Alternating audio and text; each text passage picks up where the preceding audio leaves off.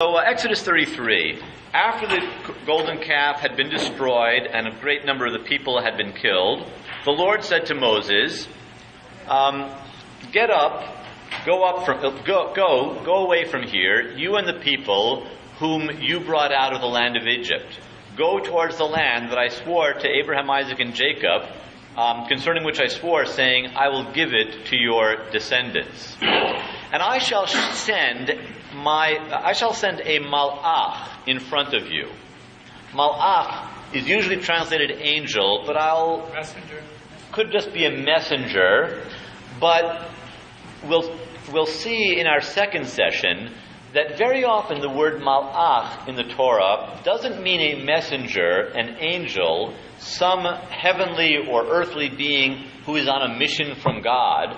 Sometimes the word malach in Hebrew, in biblical Hebrew, can mean a small-scale manifestation of God. Toda rabah. Sometimes it can mean just God's presence, but not all of God's presence. Some body of God or manifestation of God or part of God that is only part. By the way, there's a word in Sanskrit in Hinduism, in early Hinduism, that describes the exact same idea. Does anyone happen to know? Avatar, or actually in Sanskrit, avatara. An avatara, or in English it becomes avatar, is the exact same meaning as the word malach in this sense of the word. So I think we can actually translate this, y'all go up to the land of Israel, and I will send before you an avatar, and I will expel the Canaanites, the Amorites, the Hittites, the Perizzites, the Hivites, and the Jebusites from that land, and you should go to the land flowing with milk and honey. Because I myself will not go in your midst, because you're too stubborn. I won't go with you, lest I destroy you on the way. Let me just read verses 2 and 3. I'm going to read a little selectively to focus on the parts that I want to focus on. I'll read it first in Hebrew, and I'm going to translate the parts that I'm interested in. Vishalachti lefanecha malach v'gerashti et haknaani. Ki lo e'ele b'kirbecha, pen achelcha baderech. I will send in front of you an avatar, and I will expel the Canaanites. And I will not go in your midst, lest I destroy you along the way. What's interesting, what's odd about these sentences? Who's doing the expelling, and who isn't doing the expelling? So if God fully is with them, the anger, there's going to be an occasion for anger, and it's just not going to work. So is God with them, or is God not with them, according to these two verses? Is God, in other words, is this a set of verses in which we're finding out about divine absence among the people, or divine presence? What's odd about these verses to me is this sort of interplay of divine presence and absence. On the one hand, God says, I'm not going to be among you, and yet God uses the first person to talk about what's going to happen to the Canaanites. V'gerashti. I will expel the Canaanites. So first, the malach is being sent rather than God, but does it say, and then the malach, the angel, will do the dirty work? No, the malach apparently is a part of God, because the first person verb is used, I will expel them. So I'm sending a part of myself, I'm sending this avatar, and so the work will be done by me, but I won't be fully in your presence. You're getting some idea here that God has a physical presence, but it's too much for the people, so there can be just a discrete part of that presence, which is God. That's why you get the first person verb, I will expel, the gerashti, but it isn't exactly God, or it isn't all of God. There's still some hands, but we're running out of time. I want to get a little further into this chapter, so let's keep on going. In verse 4, the people hear this, and they take this as some sort of bad news, because they go into mourning. They hear that God is no longer fully with them, and they take off all their jewelry, they go into mourning. It would be inappropriate, having heard what they just heard, to continue wearing their jewelry. In verse 6, this continues, they take off all of their jewelry. Then we're told, somewhat abruptly, in verse 7, the verb form switches. Let me see if the English it does. Yeah, in English it does this too. There's a little line, I guess, and we start getting a different kind of verb. Now Moses would take the tent, or Moses used to take a tent, and he would pitch it outside the camp, at some distance from the camp, and at this tent, God would come and talk to Moses. And there's a description of this in some detail. We won't read the whole thing, but let's say in verse 9, it would happen when Moses arrived at the tent that the pillar of cloud would come down and would stand at the entrance of the tent, and it would speak to Moses. And the whole people saw this, and when this happened, they would stand up. Verse 11, and God would speak to Moses, panim el panim, literally face to face or directly, like a human being, like a man speaks to his neighbor. And then he, Moses, would return to the tent, but his servant Joshua would stay at the tent the whole time. So here we've got another description of divine presence, and this one, it's a little odd in that it's not the next thing that happened.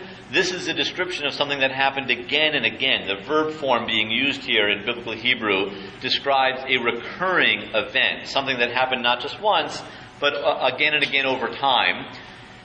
And God is present to some degree, but where is God present? In the cloud. So there's something visible, but not quite visible. I think the idea is that God is somewhere in the midst of this pillar of cloud so that we can't see God. So we can see that we know that God is there, but we can't see God. Paradoxically, as a result, we can look at it. If God fully were there, we couldn't look, right? Because if we did, we'd die. But because God is probably surrounded by this cloud, we're able to gaze at greater length at this cloud. So for one thing, God is in the cloud. Where is God in relation to the people when this happens? Outside the camp, not within the camp. God doesn't come into the camp itself. You Israelites, you live in your encampment. When I need to talk to Moses, or when Moses needs to talk to me, I'll come on down to this special tent, which you'll be able to see, but it's not in your midst. God is not in their midst, as we saw earlier in the chapter. God is there, but outside the camp, in the wilderness, at a little bit of a distance from the Israelite camp. So God is there, but not here. Now again, this is very different from our conception. God is not nowhere and everywhere. For us, God is invisible, non-physical, non-embodied. Therefore, God is nowhere but everywhere. This is different. God is someplace specific, over there, where we can see what surrounds God, but not here. First of all, a divinity can fragment into smaller scale divinities that retain some aspect of the God from whom they are derived, and yet have a little bit of independence as well. So that, in other words, a divinity has a certain fluidity of self, whereas myself is just myself. This is me, and you're you, and that's the end of the story. With a God, that's not necessarily the case. A God can kind of fragment so that myself might be more than one self who are all related to each other, but have a little bit of independence. That's one kind of fluidity that the gods have that we don't have. And that will mean in part that a god can have more than one body. So you've got these gods with the same name, and in ancient Near Eastern thinking, a name, a shem in Hebrew, a shumma in Akkadian, a name wasn't just a sound that represents something. A name was thought to be the essence of something. So for two deities to have the same name might be a way of saying that at their core, their very essence, they're the same goddess. But they're different goddesses because they're listed separately. You get a sense of this even more so in Roman numeral 3, which is a poem, a prayer, which the Assyrian emperor Ashurbanipal prayed to the goddesses Ishtar of Nineveh and Ishtar of Arbela. In this, he says the following: he prays, "Exalt and glorify the Lady of Nineveh, magnify and praise the Lady of Arbela, who have no equal among the great gods." Now you might have thought maybe Lady of Nineveh, Lady of Arbela are just two terms for the same goddess, but the next line clearly uses the plural form "they have," not "she has," but in the Akkadian it's very clearly "they have no equal among the great gods." Their names, the suffix here for "their" is shima. It's clearly a plural suffix and not she, which would be a singular suffix. Their names are most precious among the goddesses. Their cult centers have no equal among all the shrines. A word from their lips is blazing fire. Their utterances are valid forever.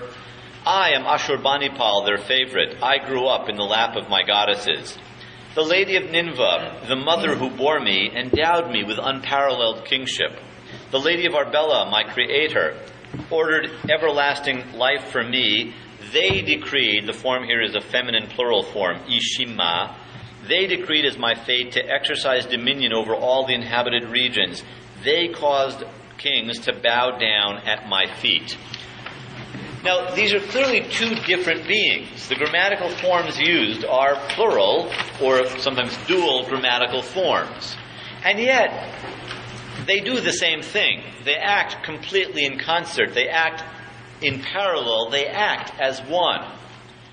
In this poem, they're grammatically separate, but at their essence and at the level of their actions, they're not separate at all. Furthermore, when we go from the poem or from these legal treaties to the realm of mythology, there's only one Ishtar. There's no myth about Ishtar of Arbela who one day, goes and visits her cousin Ishtar of Nineveh. There's just Ishtar. There's only one Ishtar. Similarly, in Canaanite texts, which I haven't given you on the handout, we have lists of many, many different Baals, but there's only one Baal in mythology. You don't have stories about different Baals who interact with each other. So that at some level, all these different gods, they are, but they are not the same. Why? Because a god is different from a human. A god can fragment into lots of local manifestations whom you can pray to separately, and yet deep down, they're all really the same. You get some sense of this fragmentation and overlap also in another text, which is Roman numeral 4, where we're told that various deities, various gods, are aspects of, more literally, are body parts of the god Ninurta. So that in this prayer to Ninurta, one says, "O Lord, your face is Shamash, who is the sun god. Your locks are Nisaba. Your eyes, O Lord, are Enlil, the god of the storm and the wind, and his wife Ninlil. Your eyeballs are Gulat and Belet Illi. Your eyelids, O Lord, are the two twins, Sin, the god of the moon, and Shamash, the god of the sun." So all these different deities, they have their own independent existence, and yet at some level, they're perceived to be parts of the god Ninurta. The priests were able to bring the presence of the god literally into the object, so that the object was no longer simply a thing, but it had become, in fact, the god's body. And you get a very clear sense of this. It's very explicit in a lot of these Pit P texts. For example, one of the Pit P texts that describes this ritual says the following. This is Roman numeral 5. The priest who's performing the ceremony is directed as follows. Into the ears of that god you speak as follows. The word God here is referring to the statue. So into the ear, and the statue, the Mesopotamian statues, they were made with eyes and ears and a nose and a mouth and so forth. These are all parts that the artisans, the goldsmith or the carpenter would have put onto the statue. So into the ears of that god, i.e. that statue, you speak as follows. You are counted among your brother gods. You whisper into his right ear, from today your destiny may be counted as divinity. With your brother gods you are counted.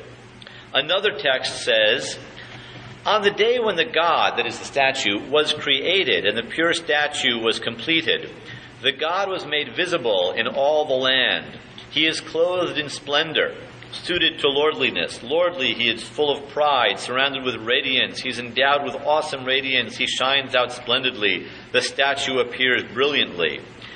In other words, he was very bright.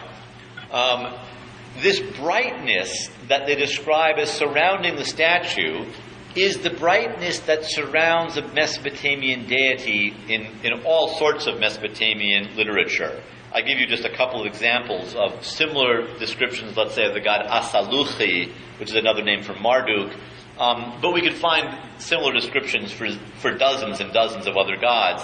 So the imagery, the poetic imagery that normally applies to a god is applied to the god statue, because once the mouth of the statue has been opened and cleaned, once this pit-pi, mis-pi ceremony has taken place, the statue is no longer a statue. It is now a god. There's actually one Mesopotamian text I didn't put onto the handout that actually says, until the pit-pi ceremony is performed, the god cannot smell the offerings, cannot hear the prayers. Now, some of you know from the book of Psalms, in Hallel, for example, in Psalm 115 or 116, you get the exact same language, except it's negative. The psalmist insists, their idols they can't hear, they can't see, they can't talk. But in fact, the Mesopotamians believed that they could.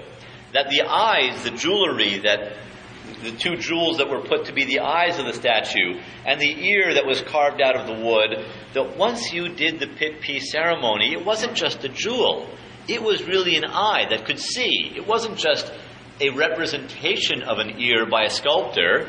It was actually an ear that could hear.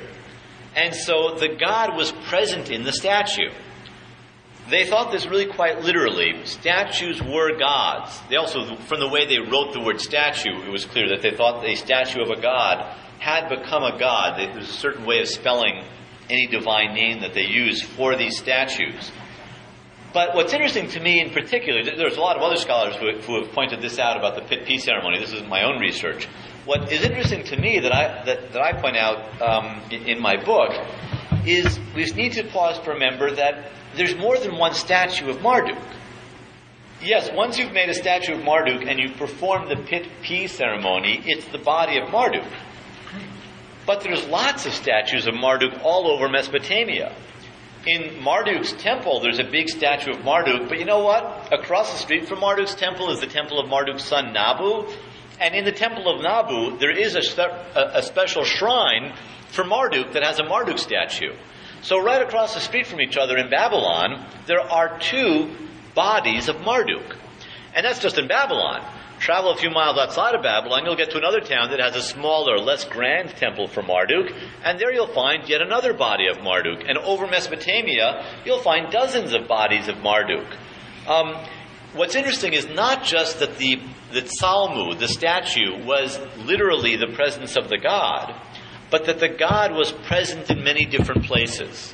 The body of the god was present in many different places, or to put it differently, Marduk had many bodies. Ishtar had many bodies. This makes sense when you stop to think about how there's an Ishtar of Nineveh, an Ishtar of Arbela.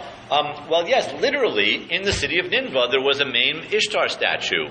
But in Nineveh, there was an Ishtar statue too.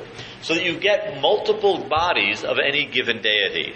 Well, this fits the fluidity model that I've been describing.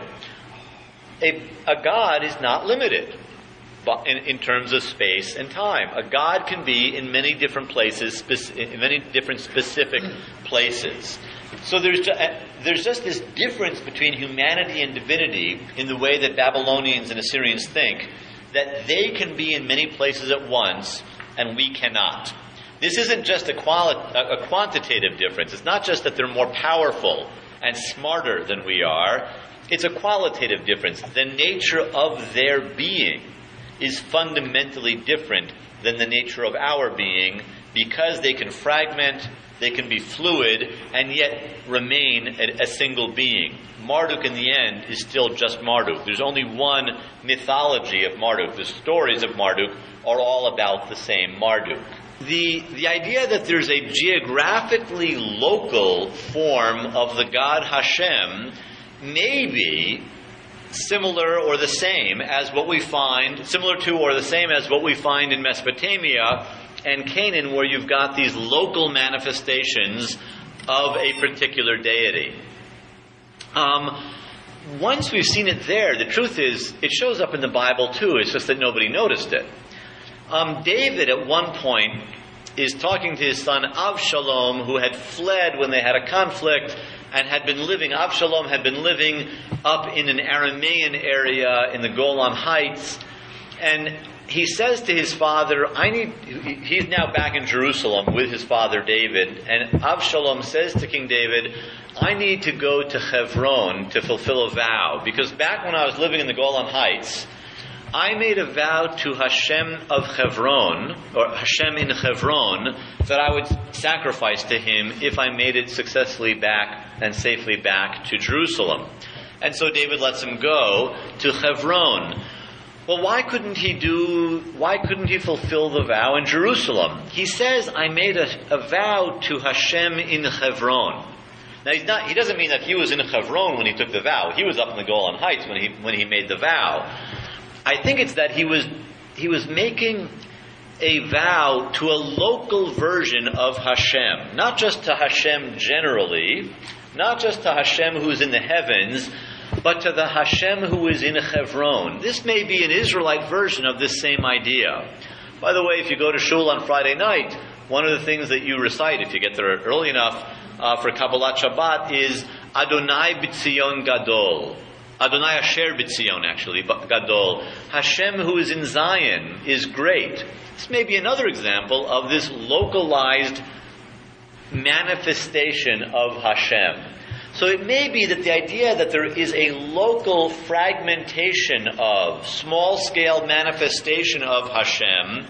I'm using the word Hashem, obviously, for the Israelite God, instead of pronouncing his personal name, which we don't pronounce out loud. But the idea that there's a local Hashem in various different places, this would be just another example of this ancient Near Eastern idea that a God can have a local manifestation, a small-scale manifestation. This is probably what some of the texts call a malach or an avatar. Hashem Asher B'Chevron, Hashem B'Tzion, these are probably local avatars of the universal heavenly God called Hashem. That's one reason that this is interesting. This text reminds us of the local version of Hashem. Is that what is this thing, Hashem's Asherah? Now, Asherah is a word that has several meanings. One meaning is it's simply the name of a goddess. One possibility is that this is Hashem's wife. And many scholars think that this is a reference to Hashem having a wife, which from the point of view of the Bible is a heretical idea, but that doesn't mean that lots of Israelites didn't believe it. Other scholars, however, point out that in Hebrew grammar, a personal name never takes a pronominal suffix, never takes the word his. Like the word his or hers or its in Hebrew, you can smush it right onto a word as a suffix. Like, kosi is a way of saying my cup. Instead of hakos sheli, I can say, in slightly fancier Hebrew, kosi, or koso, his cup. That O sound, or that E sound, that is a suffix that represents a pronoun, and that kind of pronominal suffix never goes on to a name in Hebrew or Canaanite generally.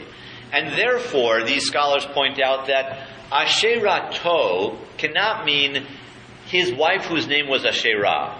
It can't mean his Asherah any more than you would say in Hebrew, like, his Sarah or his Rachel. You just don't say that in Hebrew. Therefore, these scholars, and I agree with them, proposed that Asherato has to have its other meaning. The other meaning of the word Asherah is a stick, a wooden stick, or a pole that is sacred to a god or a goddess. Actually, Philo of Byblos, whom I quoted on the previous page, that Canaanite Phoenician writer who wrote a book in Greek, he actually refers to these hrabdoi, or in the singular hrabdos, to sticks that were parallel to the baitulia, to the pillars, and were sacred to a god or a goddess.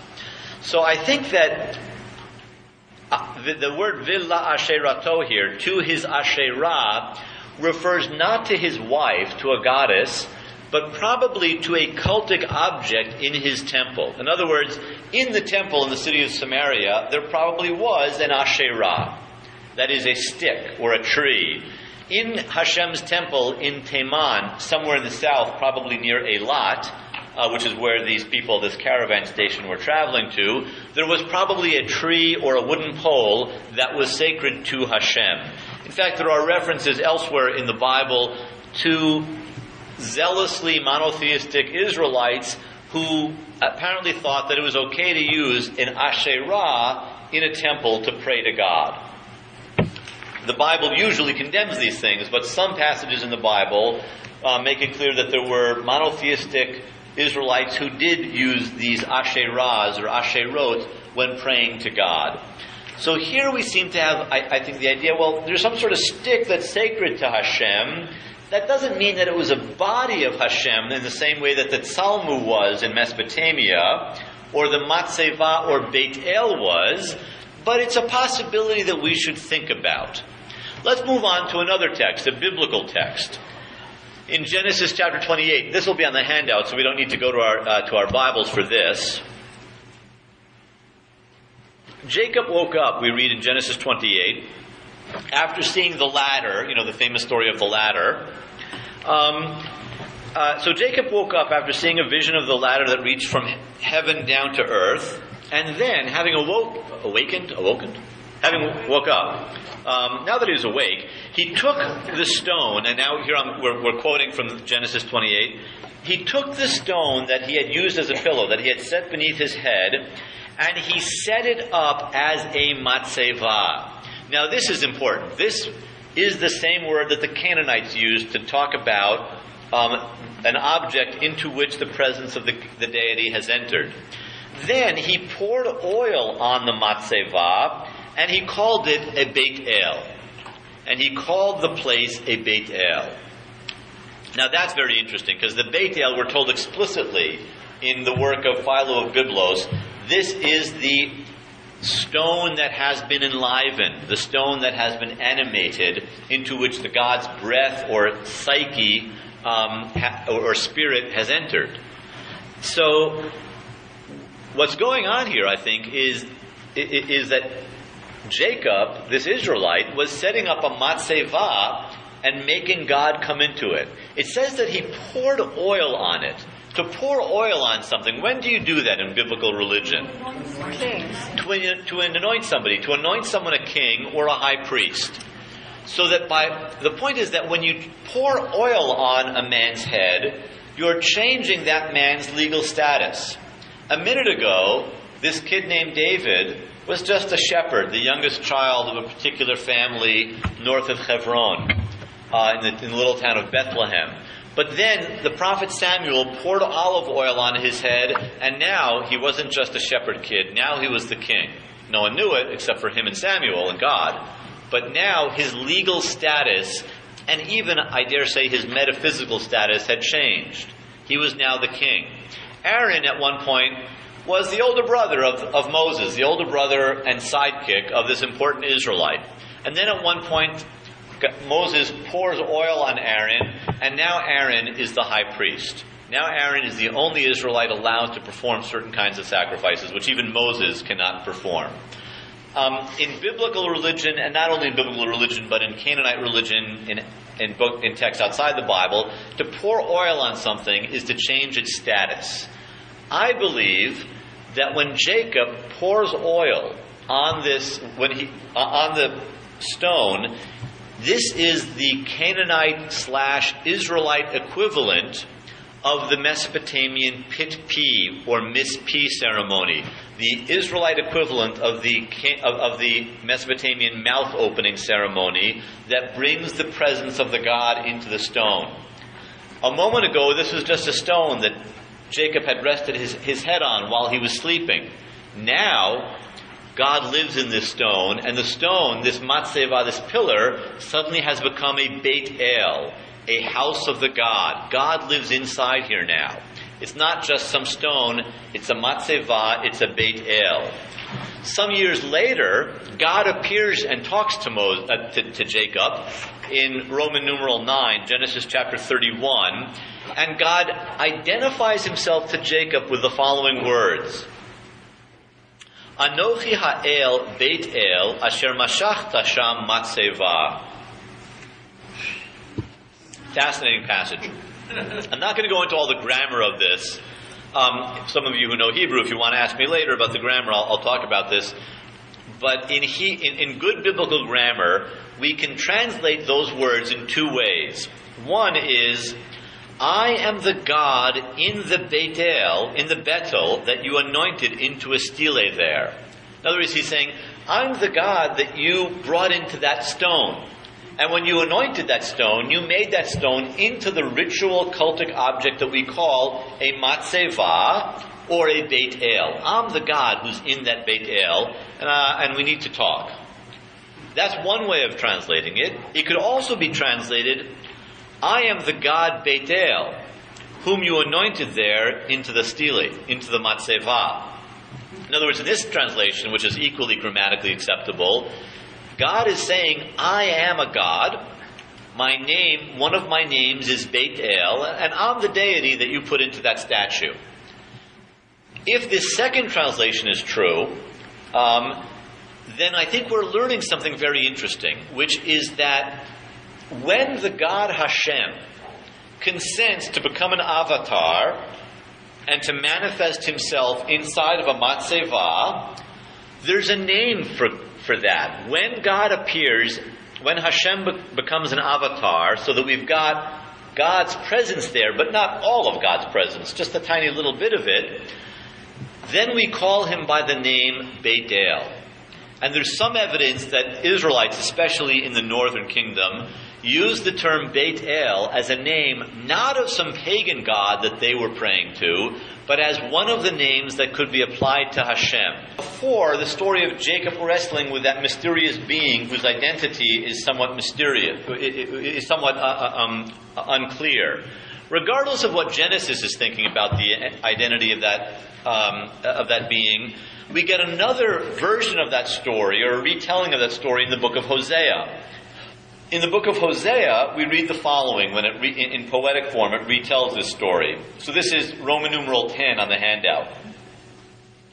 Babeten akav et achiv. In the womb, Jacob cheated his brother. Nice little pun there. The word for cheated is akav, related to the word Yaakov. No offense. Uve'ono Sarah et Elohim, and as a grown man he wrestled with Elohim, the meaning of which may not be initially fully clear, whether it's God with a capital G or gods, divine beings. Vayashar el malach vayuchal, he wrestled with a malach and endured. Now here I think the meaning of Elohim remains ambiguous, but may be clarified a bit. Malach could mean an angel, and therefore Elohim could mean divine beings, gods with a small g. But it also might mean the avatar, the small-scale manifestation of God. That is another possibility, and that's going to become stronger as we go further into the poem. Bacha vayitchanen lo, he cried and pleaded with him, Beit El yimtzaenu. It was Beit El who met him there. Beit El being the name of the God Hashem when he manifests himself in the stone pillar. So now we've got the answer. What is Elohim? What does Malach mean? Elohim here means God with a capital G. It means Hashem. But it's not all of Hashem. It's not all of God. It's the avatar. It's the small-scale manifestation that we call Malach. And remember that there's a personal name for that small-scale manifestation. When Hashem manifests himself in a Beit El, in a Matzeva, we call him by his name Beit El. So it was Beit El who met him there, and the word order here is very important. Those of you who know a little biblical Hebrew, we could talk about the grammar and the syntax, but I don't want to spend time now. You can ask me later. The correct translation of this is, it was Bethel who met him there. It's putting the emphasis on the name. Visham yidaber imo, I think is what this should read. There he spoke with him. Vadonai Elohei tzvaot, Adonai zichro. Hashem, the God of hosts, Hashem is his name. Here we're being told very explicitly by the prophet Hosea that the being with whom Jacob wrestled was God. That is to say, the small-scale manifestation or avatar whom we call the Malach, who goes by the name Beit El, and who is a manifestation of, and therefore also goes by the name of Hashem.